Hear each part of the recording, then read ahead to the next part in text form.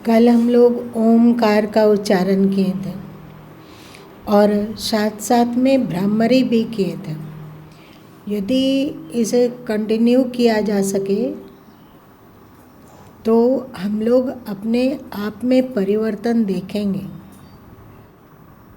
कई बार आप लोगों को कह चुके हैं कि होश बहुत कीमती तथ्य है।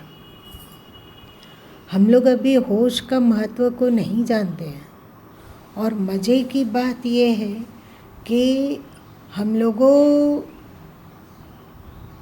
लोग कितने होश में हैं ये हम लोग को पता भी नहीं चलता है। अभी हम लोग होश में हैं ना, सब बैठे हुए हैं, जागे हुए हैं, कौन बगल में है क्या, कौन बगल में नहीं है, इन सभी तथ्यों से हम लोग विज्ञ हैं, इन सब को जान रहे हैं। पर वास्तव में ये होश नहीं है, ये बहुत मोटा मोटी होश है। इतना होश तो पशु लोगों में भी होता है। अभी मान लिया जाए कि दीपक हीरक के पास चला जाएगा तो खुशी के मारे चाहेगा कि इसके गले लग जाएं अथवा इसके निकट आ जाएं, तो उसको तो भी तो होश है कि ये मेरे पास है और ये हमारा हितैच्छुक है। उतना ही यदि हम लोग को भी होश हो बहुत मोटा मोटी, तो वो होश नहीं है। मेरी बात आप लोग समझते हो? पर क्या उसे अपने जीवन में धारण करने की कोशिश करते हो? हम लोगों के भीतर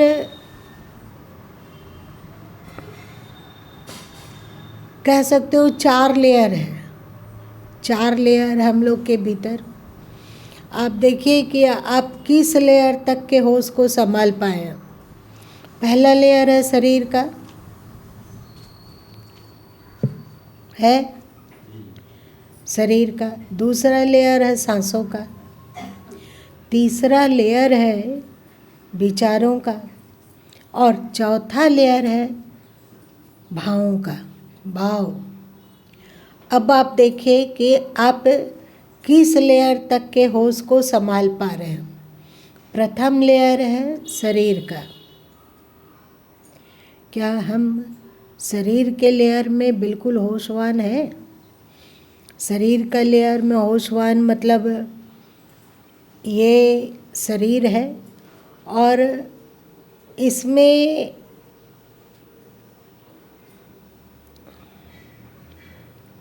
शरीर के किस अंग प्रत्यंग में कौन सी संवेदना उठ रही है।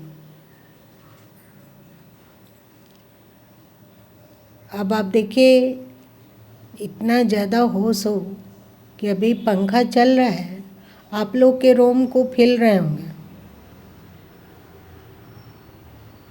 क्या आपको पता है?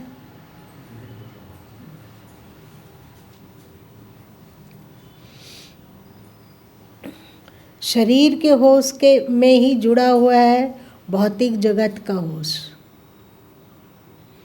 भौतिक उससे आप अपना स्वयं ही परीक्षण कर सकते हैं कि आप कितने होशवान। जैसे जैसे होशवान होते जाएंगे आप अंतर्मुखी होते जाएंगे, आप अपने भीतर धंसते जाएंगे।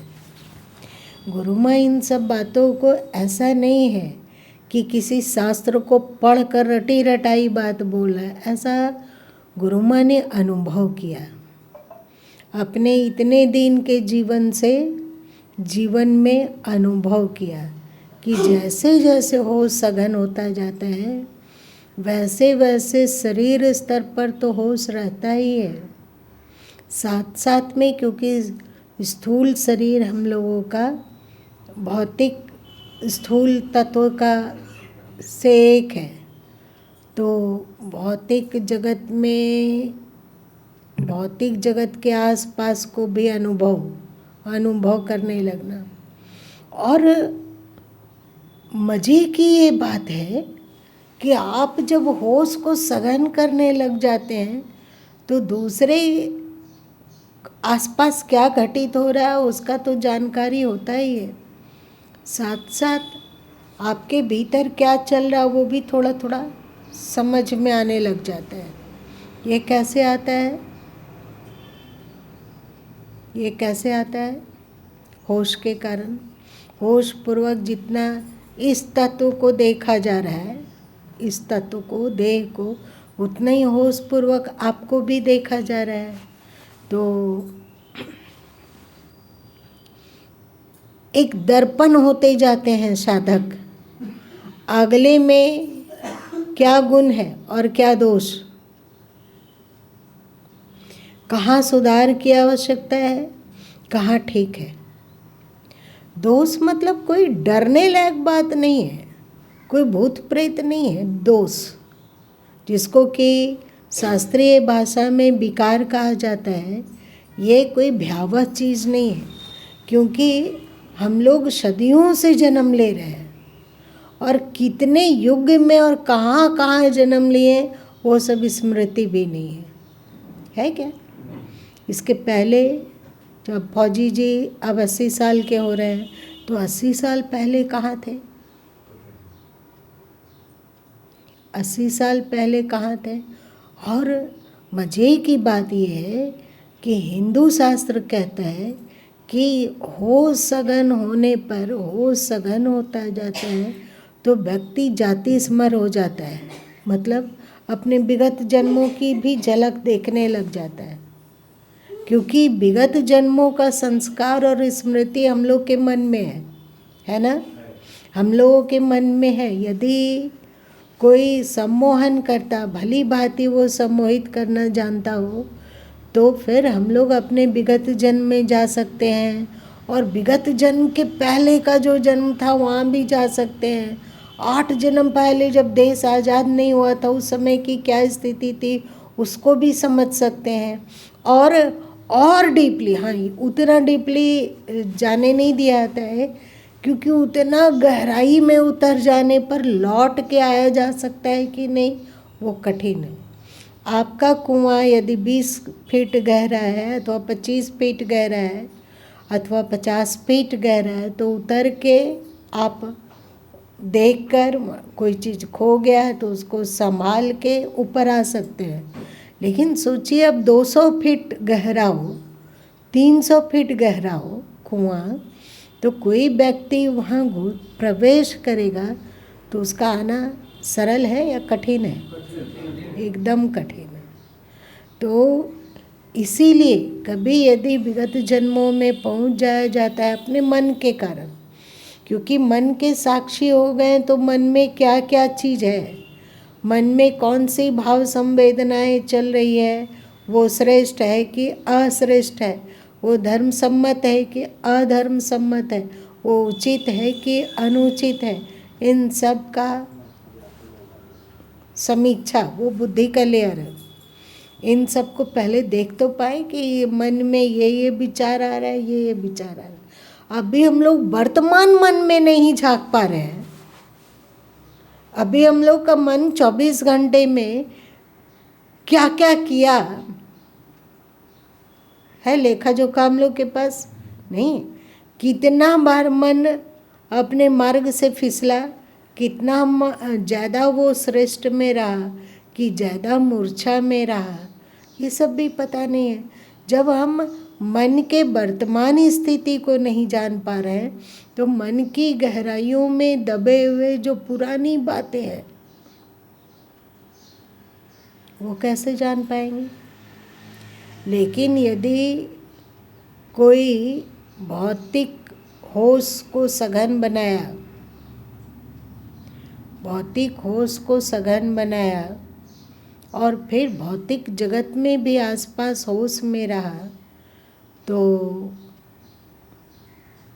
उसे अपने मन को देखने की क्षमता विकसित हो जाती है उसमें। उसके बाद श्वासों की का लय है, एकाएक मन को नहीं देख पाएंगे तो श्वासों का है। कई बार कहे हैं कि जब आप खाली में हो बहुत शांति मिलती है। क्या आप लोग को मिलती है? आप 1 मिनट के लिए हम लोग मौन होके श्वासों को देखो तो कोई ज़रूरत नहीं है उसे धीमा बनाने का, कोई ज़रूरत नहीं है उसे तेज बनाने का, कोई ज़रूरत नहीं है अपने मन के अनुकूल छोटा या बड़ा श्वास करने का, बस देखना है ऐसे ही। जैसे पेड़ पौधे को देख रहे हैं, दीवार को देख रहे हैं, दूसरे लोगों को देखते हैं, या और भी फूल रखा हुआ है तो उस फूल को देख रहे हैं, तो ये कितना अलग है देखने वाले से, है ना।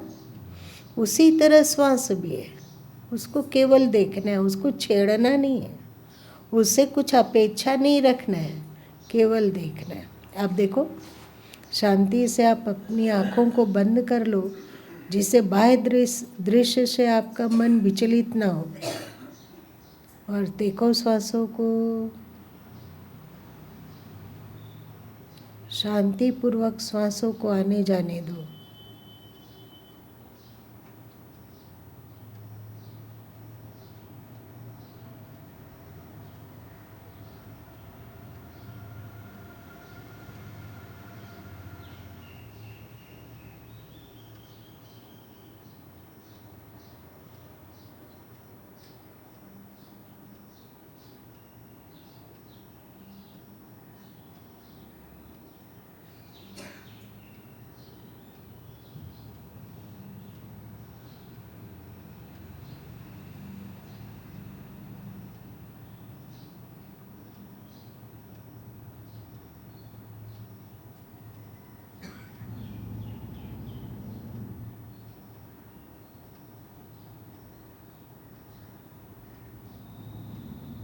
अब आंखें खोलो। क्या आपने देखा, जब तक आप श्वासों को देख रहे थे तब तक आप बहुत शांति का अनुभव कर रहे थे। जब मन भाग गया, देखना बंद हो गया, तो फिर ज्यों का त्यों बन गए। सही, बहुत ही गहराई से देखने लग गए, देखे देखे देखे,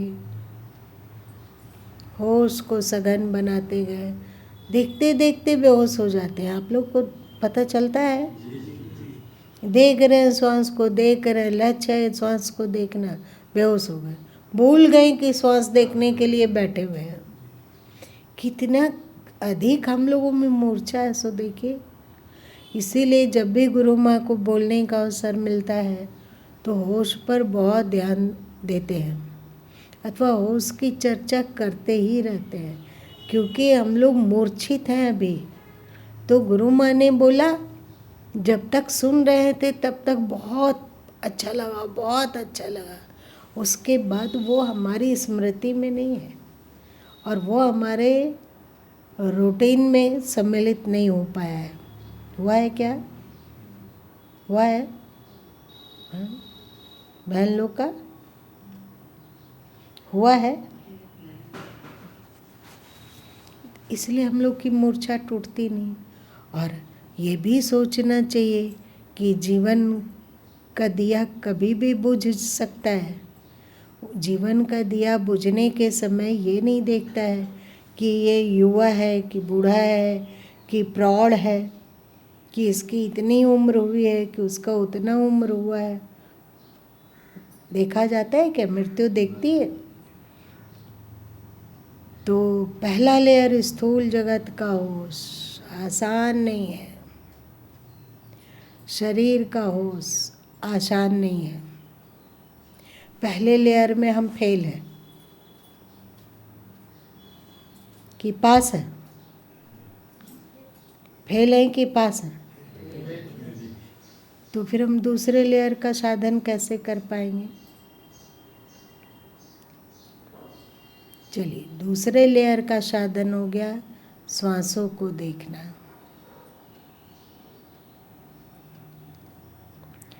रतन, तुम अंदर से यहाँ पर एक कुर्सी है, ले आओ और वहाँ कोना में बैठो, आराम लगेगा। अब बताओ, आप लोग भी यहीं हो, गुरु माँ भी यहीं हो, हैं, तो गुरु माँ को दिख रहा है, आपको क्यों नहीं दिखा? ये तो एकदम मोटी बात है।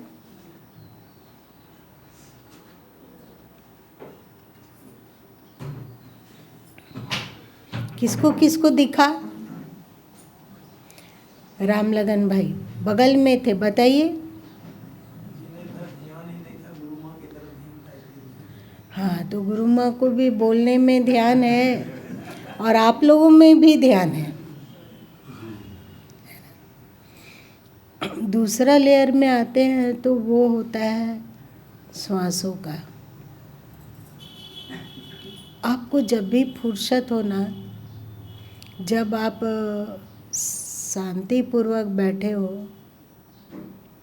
तो श्वासों से जुड़ सकते हो और देखो कि श्वासों एक और बात है, बारीक बात, कि आप जब श्वास को देखने लग जाते हैं तो उसकी स्मूथनेस में एक कमी आ जाती है क्या? आप लोग को किसको किसको अनुभव है? मतलब जो श्वास, हम लोग जब श्वास को नहीं देखते हैं तो उस समय जैसा श्वास चलता है, और जब श्वास को देखते हैं तो उस समय जो श्वास चलता है वो एक जैसा होता है कि अलग अलग होता है? क्या होता है अलग? जब सांसों को देखते हैं तो सांस जो है सामान्य गति से एकदम से चलता है। ऐसा नहीं, लगने लगता है कि सांस हम ले रहे हैं, अब खत्म हुआ, अब चालू होगा, ऐसा होता है। मतलब थोड़ा सा लगता है कि रुकावट है श्वास में, पूरा बढ़िया से श्वास नहीं ले पा रहे, थोड़ा सा दम उखड़ने जैसा, एक बाल इतना।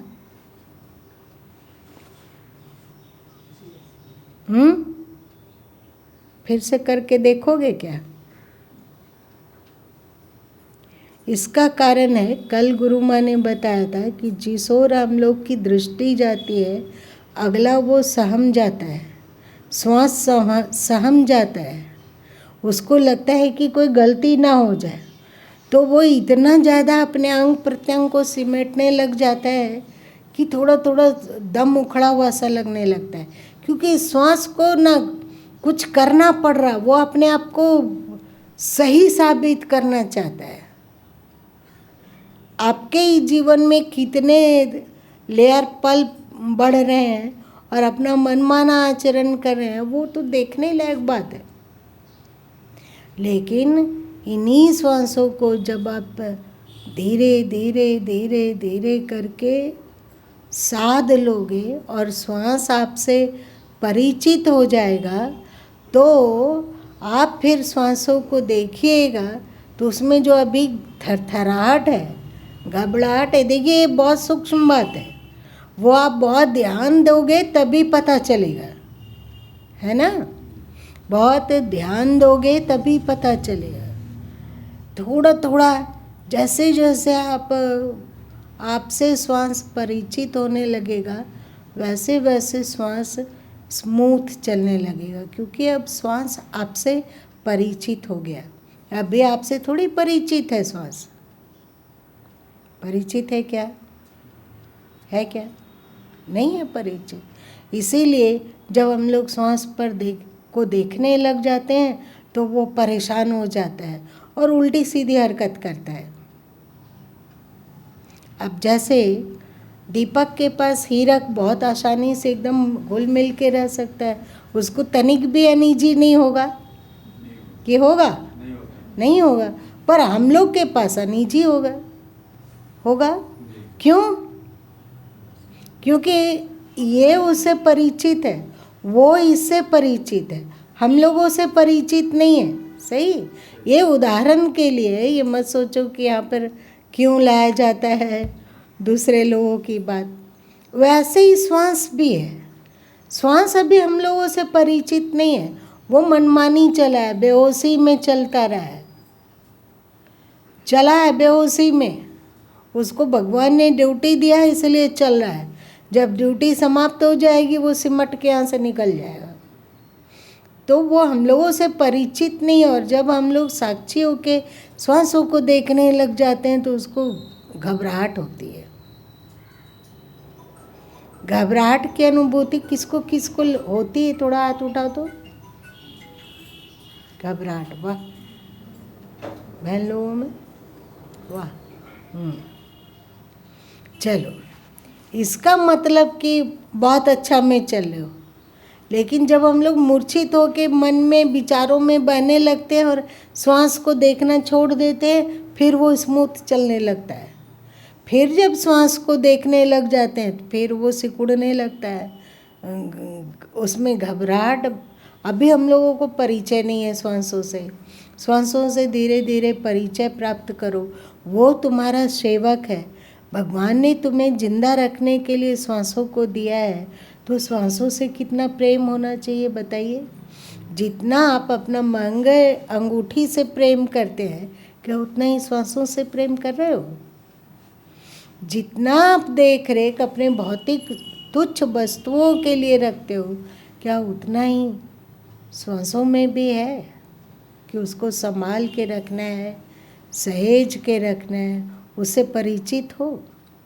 जितना आप अपने कुर्ते से परिचित हैं, क्या उतना ही श्वासों से भी परिचित है? नहीं है। श्वास साथ रहता हुआ भी हमसे बहुत दूर है ना। और भगवान का दिया हुआ ये इतना अधिक कीमती उपहार की हम लोग अवहेलना कर रहे हैं, तो भगवान दूसरा कीमती उपहार कैसे देंगे? मान लीजिए आप लोगों में झाड़ू पोछा करने वाले आते होंगे, कोई ना कोई आते हैं। उस पर दयालु होकर आपने उसे एक अच्छी से, बहन लोग उसे एक अच्छी से अपना कोई पोशाक दे दिया, बहुत ही शौक से कि ये महंगा पोशाक है, इसको इसे ये शादी विवाह में पहनेगा तो उसको अच्छा लगेगा, तो हमने उसे महंगा पोशाक दे दिया। और उस महंगा पोशाक को कोई कदर ना करके आपने देखा कि फेंक के रखा हुआ था, उसी के ऊपर जूते चप्पल रखे हुए थे, अथवा उसे उसका घर आप कभी गए तो देखे कि कूड़ा में जहाँ डस्टबिन है उसमें डाला हुआ है, तो आप फिर से देना चाहोगे क्या उसे महंगा पोशाक? नहीं। तो क्या इस महंगे श्वास का हम कदर करते हैं क्या? कितना कीमती है बताओ। दुनिया में सबसे ज़्यादा कीमती क्या है? श्वास। श्वास है तो हम जो भौतिक चीज़ें हैं वो हमारे काम की है, और जब श्वास ही नहीं है तो कुछ काम की नहीं है। इतने हम लोग बेवकूफ़ हैं। लोग कहता है कि मनुष्य एक विवेकशील प्राणी है। पुस्तकों में, आधुनिक सब्जेक्ट में ये बढ़िया से लिखा हुआ जाता है कि मनुष्य एक विवेकशील प्राणी है। तो ढूंढने पर कि यदि हम लोग विवेकशील है तो सब हम लोगों में कीमती चीज़ों को जोगने की प्रवृत्ति है या नहीं है ना। कीमती जो चीज़ है उसको जोग के रखते हैं। अब बताइए, जिस कीमती चीज़ को आप जोग रहे हैं वो ज़्यादा कीमती है कि आपके श्वास ज़्यादा कीमती है?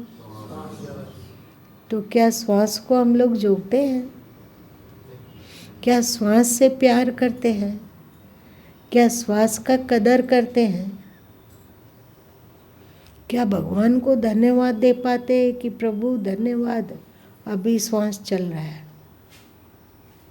अभी श्वास चल रहा है, अभी बहुत कुछ कर सकते हैं?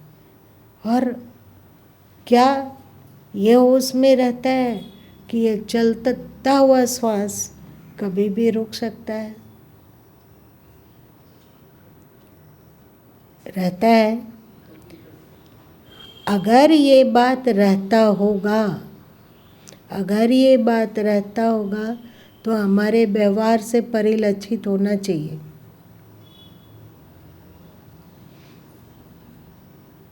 यदि श्वास के कीमत को हम लोग जान सकें और फिर श्वास को कीमती, सबसे अधिक कीमती जानकर संभालना सीख सके, तो ये तथ्य तत्काल आता है कि ये कीमती श्वास कभी भी छीना जा सकता है, क्योंकि ये श्वास हमारे बाप दादा का दिया हुआ नहीं है क्या? हम लोगों का एक पैसा ही श्वास पर कंट्रोल नहीं है। कब क्या आप लोग तो इतना जो समाचार देखते हो तो देखते हो कि अमुक व्यक्ति एंजॉय कर रहा था, अमुक व्यक्ति एक्सरसाइज कर रहा था, अमुक व्यक्ति जिम में था तो अमुक व्यक्ति किसी फंक्शन में नाच रहा था, गिरा मर गया। तो यदि श्वासों का कीमत जानेंगे तो श्वासों की दुर्लभता भी जान जाएंगे। श्वासों की दुर्लभता। अभी गुरु माँ पूछेंगे कि क्या आप श्वासों की दुर्लभता जानते हो, तो हम लोग आदत के अनुसार कहेंगे कि हाँ जानते हैं। पर यदि जानते होंगे तो हम लोग के जीवन में परिवर्तन स्पष्ट परिलक्षित होना चाहिए। है कोई बात नहीं, अभी नहीं है तो क्या हुआ। जानो कि संसार का सबसे कीमती तत्व श्वास है, सबसे कीमती तत्व। और साथ साथ में ये श्वास कीमती होने के साथ साथ दुर्लभ भी है। और इस सांस की गारंटी नहीं दी जा सकती है। आप अपने पोशाक की गारंटी दे सकते हो, आप अपने घर के छोटे मोटे झाड़ू का भी गारंटी है, पर श्वास का कोई गारंटी नहीं है। इतना कीमती है पर श्वास का कोई गारंटी पेपर नहीं है। तो श्वासों को संभालना, श्वासों को देखना, धीरे धीरे श्वासों से परिचित होना। और मज़े की ये बात है कि जैसे जैसे आप श्वासों से परिचित होते जाते हैं वैसे वैसे आपका मन शांत होता जाता है। श्वासों से परिचित होइए, मन शांत होता जाता है। श्वासों से परिचित होइए, मन निर्मल होता जाता है। श्वासों से परिचित होइए, मन निर्विकार होता जाता है। श्वासों को आप जोगना सीख लिए तो आप अध्यात्म को भी जोगना सीख लेंगे। श्वासों को आप समझ सकेंगे तो धीरे धीरे गूढ़ अदृश्य तत्व की भी समझ थोड़ी थोड़ी पक्की होने लगेगी। आत्म तत्व की, इसकी उसकी।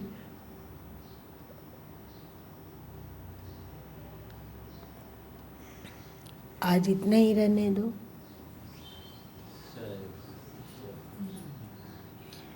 आप चिंता मत करो, कोशिश करो कि जो सुनते हो उस पर चलो। और जैसे ही चलना शुरू करोगे आपके जीवन का काया पलट हो जाएगा। आप बगुला से हंस बनोगे।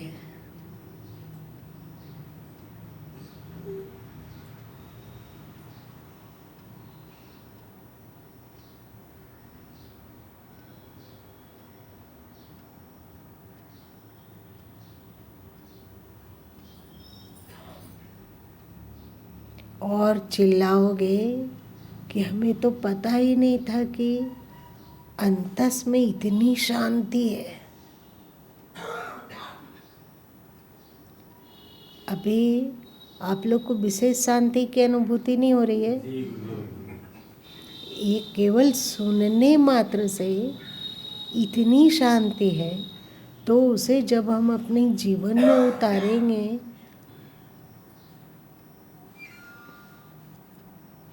आज इतना ही रहने दो। कल से समय पर आएंगे तो हम लोग ओमकार का उच्चारण भ्रामरी और साथ साथ में थोड़ा सा अनुलोम विलोम का भी प्रयत्न करेंगे। इसके द्वारा क्या होगा कि हम लोगों के भीतर ऑक्सीजन बढ़ेगा। ऑक्सीजन में परमात्मा ने बहुत अधिक जीवन तत्व भर के दिया है, तो उस ऑक्सीजन को हम अपने भीतर थोड़ी थोड़ी देर के लिए ठहरा पाएंगे तो हम लोग का मस्तिष्क और मन और साक्षित्व सबको सघन बनाने में सहयोग मिल जाएगा। तो कल से आज इतना ही।